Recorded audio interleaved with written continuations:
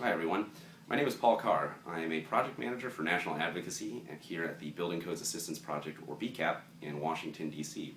And I'm part of a team making a proposal for an education session at Greenbuild 2014 titled Energy Codes, Laying Down the Rhythm for Construction. Now there are three reasons I think that this subject matter is really important for Greenbuild and its attendees. The first is national trends in energy codes are quickly changing, much like LEED has in the last few versions. Since code compliance with all local codes is a mandatory requirement for every LEED project, I think it's important to see where codes are going and where they've been. Much like LEED has had much more stringent requirements for energy efficiency and energy performance over the last couple of versions. National model energy codes have actually had quite a sea change towards energy efficiency and are much more advanced maybe than just 6 or 7 years ago.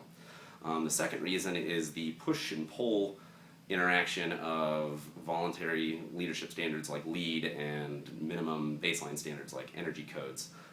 Whereas LEED tends to pull the market upwards, tend to push it upwards from the bottom, so kind of like a push and pull interaction.